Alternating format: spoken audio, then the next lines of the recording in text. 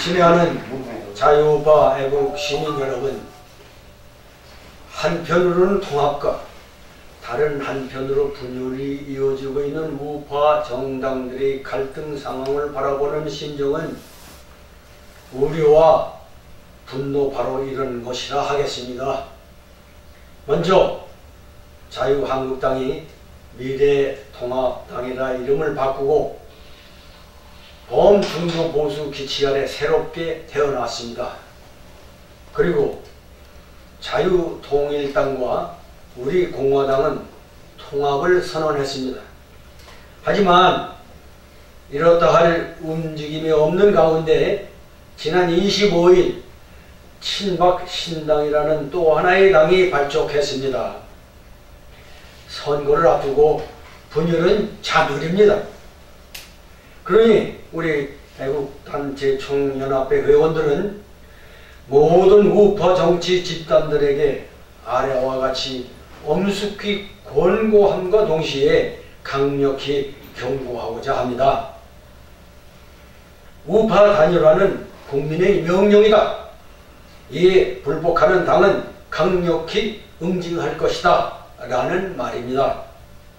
아무쪼록 대의를 위해 소화를 벌이고 후보를 단일화함으로써 우파 중심의 의회가 구성될 수 있도록 협력할 것을 강력히 촉구하는 바입니다. 한편 모든 자유우파 애국 시민들은 이들 정당들의 동태를 예의주시하면서 어떤 어려움이 있다 해도 후보 단일화의 대업을 이룩하도록 강력히 촉구해야 할 것임을 강조합니다. 미래통합당의 산실 역할을 해온 통추위는 대국민보고회에서 스스로 보수신당이라 자칭하고 자신들이 추구하는 5대 정책 기조를 공개했습니다. 이와 관련 두 가지만 지적해 보겠습니다. 먼저 보수의 잘못된 사용이 지적되어야 합니다. 그리고 5개 정책 중에서 첫 번째 안보 우선 외교라는 중국과 북한이라는 변종 사회주의 앞에 나약한 중립주의적 정책을 연속하게 한다는 점이 또한 지적되어야 할 것입니다. 보수는 좌파의 용어 전술이 휘말린 잘못된 사용이라는 사실을 저들은 아직도 모르고 있는 듯합니다. 사상 논쟁에 있어서 두 집단의 대비는 보수 대 진보가 아니라 우파 대 좌파라 해야 맞습니다. 미래통합당의 상대를 진보로 인정하면 스스로는 꼴통 보수가 된다는 사실을 모르고 있음이 확실합니다. 다른 한 가지는 소위 중도의 한계와 모순입니다. 이념 논쟁에 있어서 중도는 무책임한 까닭에 패망의 길이며 나아가서 죽음에 이르는 길이라는 사실을 인식해야 합니다. 이태리의 시인 단테의 대하서시 신곡에는 중립론자들의 위상을 다음과 같이 비하해서 갈파한 구절이 있습니다. 지옥의 가장 암울한 자리는 위기의 순간에 중립을 지키는 자들을 위해서 마련되었다 라고 말입니다. 중립론자들이 마음속에 새겨둬야 할 명언이라고 하겠습니다. 자유우파와 사회주의는 공존이 불가능합니다. 남한의 자유민주주의와 북한의 세습독재 체제는 우리 민족끼리 운운하며 함께 살 수 없습니다. 남북한 통일은 북한의 정치체제가 민주화되어야 비로소 기초가 마련되는 것이라 할 수 있습니다. 이러하니 미래통합당이 중도 보수 운운하면서 우파 태극기 세력을 멀리한다면 크나큰 잘못이라 하지 않을 수 없습니다. 또 미래통합당이 중도 보수의 길이 불가피하다 주장한다면 그 반동으로서 반공 자유우파 정당의 출현 또한 불가피함을 인식해야 합니다. 그러나 현 시점에서 자유우파 세력이 중도와 우파로 분열의 길을 지향해 간다면 두 당은 공이 천길나락에 떨어지는 것이 너무나도 분명합니다. 부디 상호 협력하는 가운데 후보 단일화를 이루어 자유우파 애국 국민이 간절한 소망에 보답해 줄 것을 당부해 마지 않습니다. 따라서 바로 지금 이 순간이 시너지 효과를 생각해 보아야 할 때입니다. 시너지 효과라 함은 분산 상태에 있는 집단이나 개인이 서로 적응하여 통합되어가는 과정에서 나타나는 효과의 증폭 현상을 말합니다. 자유우파 제 정당들이 시너지 효과를 극대화하여 목표로 하는 소정의 의석을 차지해 당면한 절체절명의 위기를 극복한다면 두말할 필요 없이 여러 당의 출현은 결코 재앙이 아니라 축복이라 할 것입니다. 친애하는 애국 동지 여러분, 다시 강조하지만 이념 전쟁에서 중도는 무용지물이며 위험천만한 노선입니다. 또한 이념 논쟁의 시대는 지나갔다는 감언이설도 철저히 경계해야 합니다. 이념 전쟁은 오히려 한층 복잡해졌고 교묘해진 것이 사실입니다. 특히 한반도에서의 이념 전쟁은 더욱 치열해진 것이 너무나도 분명합니다. 무엇보다도 민주주의라는 형식 논리를 이용해 민주주의를 파괴하는 것으로부터 민주주의를 지키기 위한 노력이 더욱 절실해졌음을 자각해야 합니다. 그리고 자유의 적에게는 자유를 허용하는 어리석음을 범한다면 결코 살아남을 수 없다는 교훈 또한 철저히 상기해야 합니다. 이는 민주적인 절차를 통해 정권을 잡았다고 주장하면서 자유민주주의를 말살하려는 문재인 정권의 민낯이 역력히 드러난 오늘의 재반 현상에서 너무나도 쉽게 찾아볼 수 있는 뼈아픈 교훈입니다. 방어적 혹은 전투적 민주주의를 채택하여 민주주의 역량을 키우고 북돋아 북한의 다방면의 공략에 대처하는 데 배전의 노력을 경주해야 하겠습니다. 다음, 포퓰리즘 문제를 생각해 보고자 합니다. 대중융합주의가 만국의 전조임은 잘 알려져 있습니다.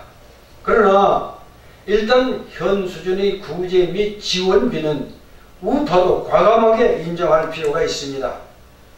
한 발 더 나아가서 행정 절차를 개선하고 부정부패를 척결함으로써 효율을 극대화하여 구제의 폭을 보다 넓혀갈 것임을 선언해야 합니다. 다른 한편으로 구제는 많이 가진 자들이 의무임을 깨닫도록 가르쳐야 합니다.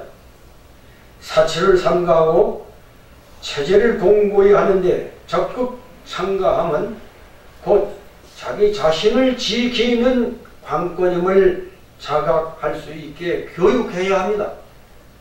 그리고 무엇보다도 우리나라가 지닌 오늘날의 구제 능력은 결코 문재인 정부의 실적에서 나오는 것이 아니고 세계 제1의 의료보험제도와 더불어 박정희 대통령의 경제 개발에 힘입은 바 절대적이라는 사실을 널리 알려야 하겠습니다. 다음, 총선을 앞둔 현 시점에서 우리가 생각해 보아야 할 또 한 가지 점은 공명선거의 중요성에 관한 문제입니다. 선거가 어느 세력에 의해서 조작된다면 민주주의는 불가능합니다.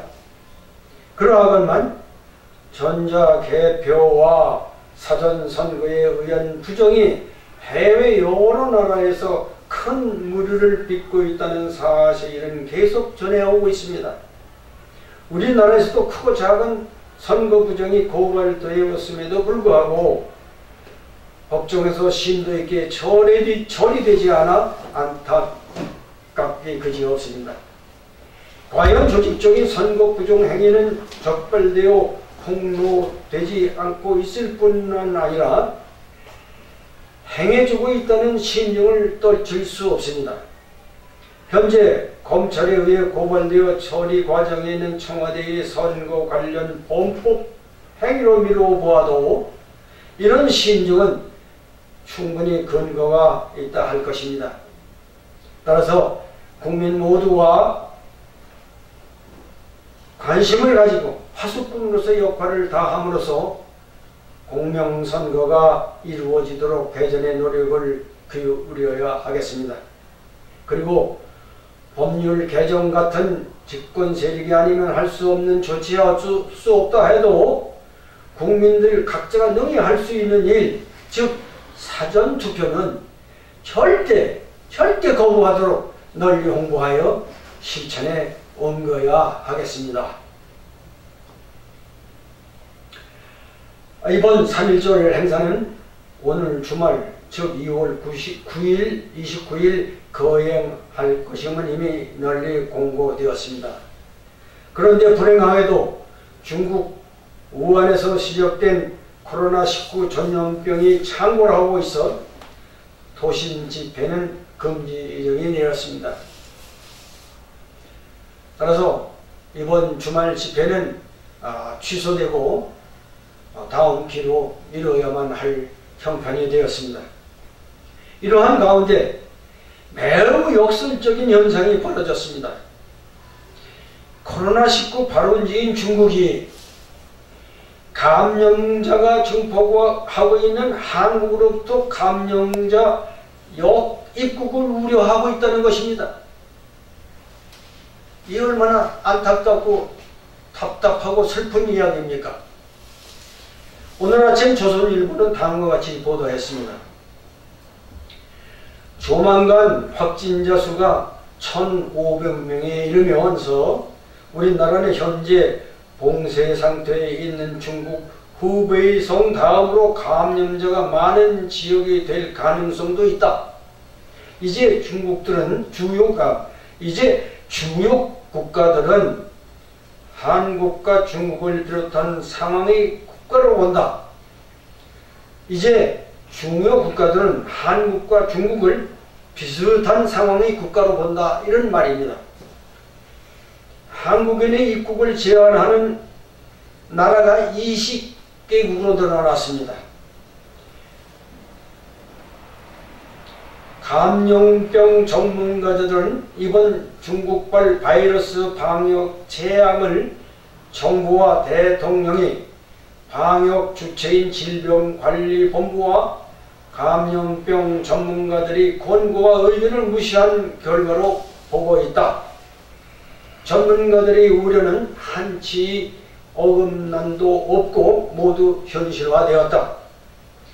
대한감염학회는 지난 2일과 15일 두 차례 권고문을 내고 4가지 경고를 했다. 중국 입국 제한 확대, 지역사회 감염 확산 차단, 원인 불명 감염자 급증 대비, 음압 병상포화 우려를 제기했다. 하지만 정부는 귀를 기울이기커녕 지난 12일부터 15일까지 4일 연속 신규 확진자가 없자 경계를 풀고 느슨해지는 모습을 보였다. 문재인 대통령은 지난 13일 머지않아 종식될 것이라고 했다. 정부와 여당에서는 승기를 잡았다. 조용히 실효적으로 차단했다 등 낙관적인 발언을 내놓았다. 그 사이 중국발 바이러스는 대구와 경북 지역을 중심으로 퍼져나가고 있었다. 그런 방심이 틈을 우한 코로나 바이러스가 뚫고 들어와 방역 재앙을 낳았다. 가장 문제가 되는 것은 초기 대응 단계에서 대한의사협회와 대한감염학회 등이 수차례 7차례로 확인되고 있습니다. 수차례 제기한 중국에 대한 전면적인 입국 금지 내지 이에 준하는 입국 지역 제한 확대 요구를 묵살한 것이다. 이상의 보도 내용은 한심스럽기 그지없는 바로 그런 것이라 하겠습니다.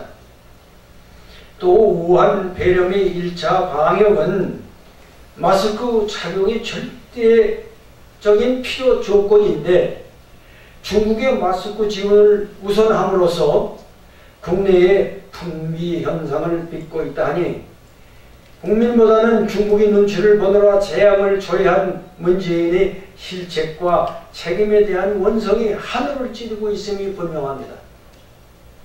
이러한 가운데 시진핑을 총선 전에 초청해 선거 전략으로 활용하라는 저희가 엿보인다는 것입니다. 문재인이 제정신인가 의심하지 않을 수 없는 발상이라 하겠습니다. 이런 문재인의 어리석음과 독단을 오는 4월 15일 총선에서 단호하게 심판해야만 하겠습니다. 친애하는 애국동지 여러분, 이상 몇 가지 제언의 말씀을 드렸습니다. 이로써 우리들 애국당 제총연합 회원들이 충정을 전해 올리는 회견에 가름하고자 합니다. 감사합니다. 2020년 2월 26일 대한민국 애국단체 총연합 회원 일동 감사합니다.